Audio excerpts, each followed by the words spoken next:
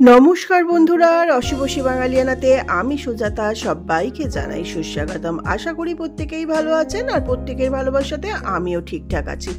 তো আজকে আবার একটা খাবার দাবারের রেসিপি নিয়েছি, সেটা আপনারা দেখে বুঝিয়েই গেছেন যে কদবেল বা উড অ্যাপেল মাখা বা কদবেল মাখা। টক ঝাল মিষ্টি একটা অসাধারণ রেসিপি। আর কদবেলের গুণাগুণ অনেক, সেটা ডাক্তাররাই বলবেন বা ডায়েটিশিয়ানরা বলবেন। তো যাই হোক, যেটা এটা টক জাতীয় ফল, অতএব ভিটামিন সিতে ভরপুর। আর এই কদবেলটা না, সত্যি কথা বলতে একদম গাছ পাকা, সাইজে ছোট হলেও, আর কদবেল বাজারে কিন্তু প্রচুর পাওয়া যায়, অনেক বড় সাইজেরও পাওয়া যায়, কিন্তু ফাটালে একদম সাদা ফ্যাটে বেরোবে। সেই রিস্কটা আমি নেইনি। আমি আমার কর্তামশাইকে এই দায়িত্বটা দিয়েছি। সে কাকে বলে, একদম গ্রামের যারা তাদের বলে আনিয়েছে। তো 10টা কদবেল, তবে এটা আমি বলাতে আনেনি, এটা আমার বলতে এতটুকু দ্বিমত নেই। তার দাদা এসছেন, তার দাদা কদবেল খেতে চেয়েছেন, সেই জন্য সে এনেছে। যাই হোক, আমার পাওয়া নিয়েই কথা হলো, সে দাদার জন্যই আনুক, দিদির জন্যই আনুক, আমার জন্য তো এনেছে। তো বড়দিকে এসেছিল যে কর্তামশাই পুজো দিতে, বড়দি বলল যে তুই আমাকে 4টে দে। আমি বললাম না বাবা, তোমাদের সৌভাগ্যে আমার পাওয়া। তো 10টা এনেছে, যখন 5টা তোমরা নাও আর 5টা আমি রেখে দিই। আর আমার কর্তামশাই তো খুব একটা খান না, তো আমি একাই খাবো, তো সেই জন্য এই 5টা কদবেলই অনেক। যদিও 5টা আমি একসঙ্গে মাখাবো না, 2 কি 3টে মাখাবো। তো চলুন কিভাবে আমি মাখাচ্ছি সেটাই আজকে আপনাদের সঙ্গে শেয়ার করি।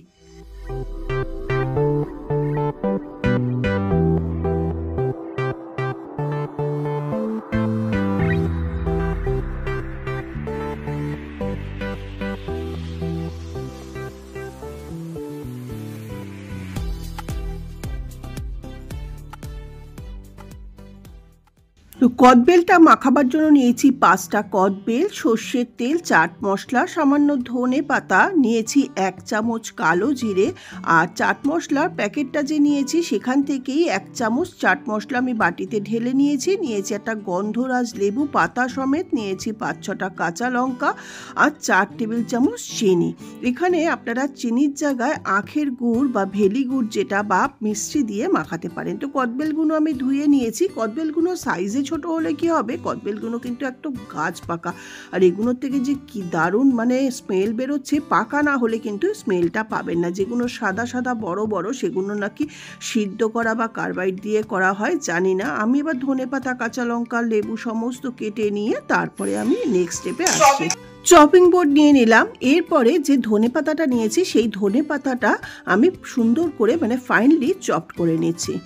আর তারপরে এক এক করে লেবু, কাঁচা লঙ্কা সবই আমি কেটে নেব। আর এই ধনে পাতাটা আমি কুচাতে গিয়ে একটা গল্প করি।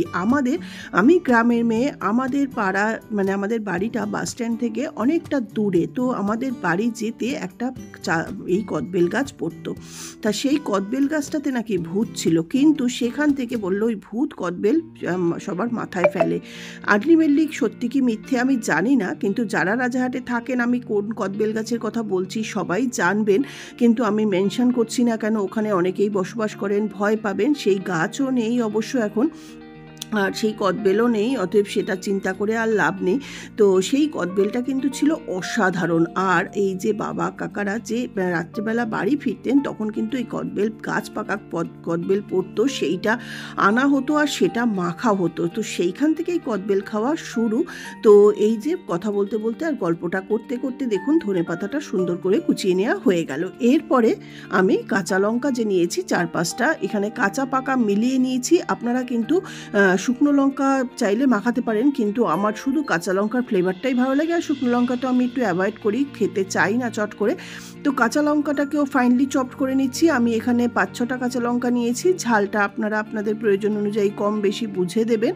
তো যতটা ফাইনলি চপড করে নেওয়া যায় ততটাই আমি করছি। দেখুন এই কথা বলতে বলতে কাঁচা লঙ্কাটাও কুচিয়ে নেওয়া হয়ে গেল। আর লেবু পাতা না, এক এক সময় লেবু আনা হয়, অনেক পাতা থাকে, আজকে কিন্তু একটাই পাতা রয়েছে, কি আর করা যাবে, যা আছে তাই দিয়েই মাখাই। আসলে লেবুর পাতাটা বেশি হলে ভালো হতো, একটা আছে তাও আবার সেটা ছোট। অনেক সময় লেবু পাতা যেন তো শুকিয়েও যায়, কিন্তু কি করা যাবে, আজকে নেই। আর তবে বোটাটা দেবো, বোটা লেবুর যে বোটার পোর্শনটা বা এইটা না অনেকটা বেটার ফ্লেভার দেয়। তো সেই জন্য এটা একটু মোটা করে কাটলাম। আর কিছুটা লেবু আমি নিয়ে নিচ্ছি। তো এই গন্ধ লেবু দিয়েই কিন্তু এর টেস্টটা বেটার হবে। তো লেবুটাও ভালো করে কেটে নিলাম। তো এরপরে আমার আরও একটা কাজ আছে, তো সেটা লেবুটা কেটে নিয়ে তারপরে আমি সেই কাজটা করব। তো যে কালো জিরেটা নিয়েছি না, সেই কালো জিরেটাকে একটু আমি ড্রাই রোস্ট করে নেব। এইটা ড্রাই রোস্ট করলে এর অ্যারোমাটা দারুণ বেরোবে। তো চলুন, এই যে 1 চামচ কালো জিরেটা নিয়েছি সেটাকে আগে ড্রাই রোস্ট করে নিই। তো গ্যাসটা অন করে আমি একটা ফ্রাই প্যান বসিয়ে দিলাম। ফ্রাই প্যানটার মধ্যে আমি এবার দিয়ে দেবো যে 1 চামচ কালো জিরেটা নিয়েছি, সেই কালো জিরেটা।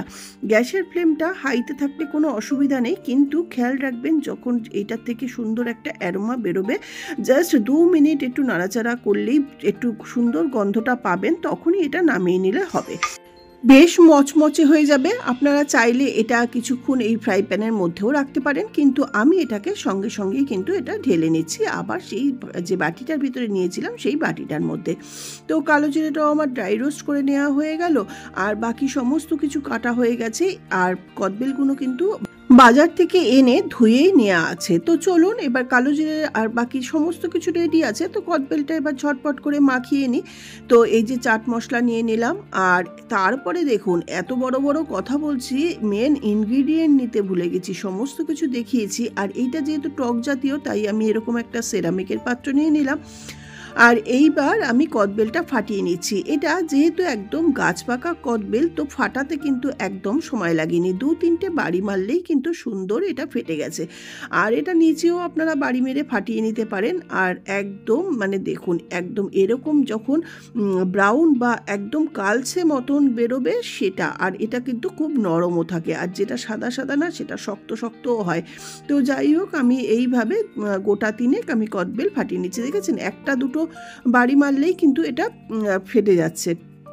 তো এইভাবে আমি 3টে কদবেল মাখাবো, সেই আন্দাজেই আমি মশলা রেডি করে নিয়েছি। আর 2টো কদবেল থাক, ওটা আমি পরে মাখাবো। অবশ্যই একসঙ্গে মাখিয়ে এটা ফ্রিজে রেখে দিলেও অনেক দিন ফ্রিজে রাখা যায়। আর তাছাড়া এটা থালা বা প্লেটের ভিতরে দিয়ে রোদে শুকিয়েও কিন্তু সুন্দর অনেক দিন খাওয়া যায়।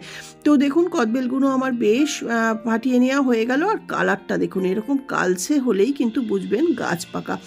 তো এইবার আমি কদবেলগুলোকে এই শাঁসটা বার করে নিচ্ছি সমস্ত খোলের থেকে। তো একদম চামচ দিয়ে ঘোরালেই সুন্দর কিন্তু উঠে আসছে। আর তো এইভাবে 3টে কদবেলের মাংসটাই আমি বের করে আগে নিচ্ছি। আর যেটা বললাম না, মেন ইনগ্রিডিয়েন্ট ভুলে গেছি। আরে লবণ নিতেই তো ভুলে গেছি। লবণ না হলে টক জাতীয় জিনিসে, মানে টক ঝাল নুন মিষ্টি সমান না হলে এটার মাখাটা কেমন হবে? দেখুন, একদম ভুলে গেছি। তো সেই লবণটাও তো নিতে হবে, যখন মাখতে যাব সেই সময় মনে পড়লো। তো যাই হোক, আগে কদবেলটা আমি তুলে নেই, তারপরে আমি লবণটা আনছি। তো আমি এখানে চাট মশলা নিয়েছি। আবারও কথা বলতে বলতে কদবেলগুলো সব শাঁস থেকে মানে খোল থেকে বের করে নেওয়া হলো। আর এই খোলটা না আমি ফেলছি না। যারা দেখবেন বাজারে বিক্রি করে তারা কিন্তু এই খোলের মধ্যে মানে মাখিয়ে দেয়। তো আর এবার আমি সমস্ত কদবেলগুলোকে একটু চামচ দিয়ে প্রেস করে স্ম্যাশ করে নিচ্ছি। এতটাই সফট যে চামচ দিয়ে প্রেস করলেই কিন্তু এটা মানে একদম স্মুথলি পেস্ট হয়ে যাচ্ছে। আর এটা কাঁচা বা সাদা মতন থাকলে সেটা কিন্তু হবে না। তো সম্পূর্ণ কদবেলটা স্ম্যাশ করে নেওয়া হয়ে গেল। এরপরে দেখুন, হঠাৎ আমার মনে পড়েছে, আরে লবণই তো আনিনি। তো সেই জন্য এই যে এটা নিতে গিয়ে হঠাৎ দেখুন আমার মনে পড়ে গেল লবণের কথা। তো লবণটা তো নিয়ে আসি। তো এই যে দেখুন, এখানে আমি 2 রকমের লবণ নিয়েছি। একটা নিয়েছি রক সল্ট বা পিঙ্ক সল্ট যেটা, আর একটা হলো ব্ল্যাক সল্ট বা কালা নমক বা বিট লবণ যেটাই বলুন। বিট লবণটা দিলে না একটা চটপটা ব্যাপার আসে। তো প্রথমেই বিট লবণটা দিলাম, তারপরে এখানে এই পিঙ্ক সল্ট বা রক সল্ট যেটাই বলুন সেটা দিলাম, তারপরে এখানে রোস্টেড ব্ল্যাক কিউমিন সিডটা দিলাম। এরপর ওই যে ছোট একটা লেবু পাতা ছিল সেটাকে যে ছিঁড়ে নিয়েছিলাম, সেটাকে আরও একটু ছোট ছোট করে হাত দিয়ে ছিঁড়ে দিচ্ছি। জানি না কতটুকু এতে গন্ধ হবে, তবে গন্ধ লেবুর রস তো দেবো। আর এরপরে দিয়ে দিচ্ছি যে কুচিয়ে নিয়েছি কাঁচা লঙ্কা, সেই কাঁচা লঙ্কাটা সম্পূর্ণ দিয়ে দিলাম। আর ধনে পাতাটা বেশ কিছুটা দিলাম, আর অল্প একটু রাখলাম উপরে পরে সাজিয়ে দেওয়ার জন্য। তো ধনে পাতাও দিয়ে দিলাম। এরপরে আমি দিয়ে দিচ্ছি যে চাট মশলাটা নিয়েছি, সেই চাট মশলাটা দেবো আর চিনিটা দেবো। তো আমি এখানে 4 টেবিল চামচ নিয়েছি চিনি। তো আমি প্রথমে এখানে অল্প দিচ্ছি, টক ঝাল মিষ্টি টেস্ট করে তারপরে আবার বাকি চিনি দরকার হলে দেবো। তবে আপনারা এখানে চিনির জায়গায় গুড় বা মিশ্রি যদি দিতে পারেন সেটা অনেক উপকারের। তো এইবার চিনিও দেওয়া হয়ে গেল। তারপরে যে গন্ধলেবুগুলো নিয়েছি, গন্ধলেবুর বোটাটা রসটা আগে দিয়ে দিচ্ছি। আপনারা চাইলে বোটাটা এর সঙ্গে মাখাতেও পারেন, আর তারপরে বাকি যে লেবুর দুটো টুকরো নিয়েছি সেখান থেকেও রসটা বের করে দিচ্ছি, আর একটু পাল্পও কিন্তু দিচ্ছি, মানে গন্ধরাজ লেবুর পাল্পটা দিলেও কিন্তু দারুণ লাগে। তো আমি একটু আঙুল দিয়ে পাল্পটা বের করে সেটাও একটুখানি দিচ্ছি। তো এইখানে কিন্তু গন্ধলেবু ছাড়া অন্য কোনো লেবু ভালো লাগবে না, আর গন্ধলেবুর পাতাই কিন্তু এর গন্ধটা ভালো হবে মাখাটা। তো গন্ধলেবুর রসটাও চিপে দিলাম। এরপরে আমি এর মধ্যে যে চাট মশলাটা নিয়েছি সেই চাট মশলাটা দিচ্ছি। চাট মশলাটা কিন্তু সম্পূর্ণ অপশনাল, আপনারা চাইলে দেবেন, থাকলে দেবেন, না হলে কিন্তু না দিলেও চলে। তো এখানে আমি 1 চামচ মতন চাট মশলা নিয়েছি, সেই সম্পূর্ণ চাট মশলাটা দিয়ে দিলাম। এরপরে যেটা না দিলেই নয় সেটা হলো সর্ষের তেল। তো আমি যে চামচটা নিয়েছি এই চামচটার একদম ভর্তি 2 চামচ কিন্তু সর্ষের তেল এখানে দিয়ে দিলাম। মানে সর্ষের তেল ছাড়া কদবেল মাখা একদম অসম্পূর্ণ। আর এইবার এটাকে মাখাতে হবে। তোমরা কেউ চাইলে এটা চামচ দিয়ে মাখাতে পারো, কিন্তু আমি এটা মোটেও চামচ দিয়ে মাখাবো না, এটা হাত দিয়ে ডলে ডলে ভালো করে মাখাবো, যাতে ধনেপাতা, কাঁচা লঙ্কা সমস্ত ফ্লেভারটা এই কদবেলের ভিতরে ঢোকে। সঙ্গে যে ওই যে ড্রাই রোস্ট করে নিয়েছিলাম কালো জিরেটা সেটাও, আর চিনিটাও হাতে মাখাতে এটা একদম গলে যাবে। তো এটা সুন্দর করে একদম চেপে চেপে মাখিয়ে নিচ্ছি। তবে এটা গন্ধলেবুর পাতা আরেকটু হলে আরেকটু বেটার টেস্ট হতো, তবে টেস্টটা অসাধারণ হয়েছে এটা বলার অপেক্ষা রাখে না, কেন কি আমার তো খাওয়া হয়ে গেছে। তো এটাকে দেখুন বেশ ডলে ডলে মাখিয়ে নিলাম। এটা মাখা সম্পূর্ণ হলে আমি কিন্তু এটা টেস্ট করে নেব, আর যাদের হাতে ঝাল লাগবে তারা কিন্তু চামচ দিয়ে মাখিয়ে নিতে পারো। আর সত্যি কথা বলতে কি, এটা মাখাতে মাখাতেই এর স্মেলটা এত ভালো বেরোচ্ছে যে আমার জিভে জল এসে যাচ্ছে। তো কদবেলটা তো মাখা হয়ে গেল। তো এত বড় পাত্রটা না, তোমাদের সঙ্গে আরেকটু আমি সাজিয়ে গুছিয়ে পরিবেশন করি। তো তার আগে একবার টেস্ট করে নেব। এবার দেখো আমি অল্প একটু নিয়ে নিলাম, টেস্ট করে দেখি সব কিছু সমান হয়েছে কিনা। না, কদবেলটা না ব্যাপক টক, তো যতটা মিষ্টি নিয়েছিলাম সেটুকু সম্পূর্ণই লেগে গেল, সেটাও আমি দিয়ে দিলাম। এইবার আবার চিনিটাকে দিয়ে আবার আরেকটু ভালো করে মিশিয়ে মাখিয়ে নিয়ে এবার আমি এটাকে সাজিয়ে পরিবেশন করব।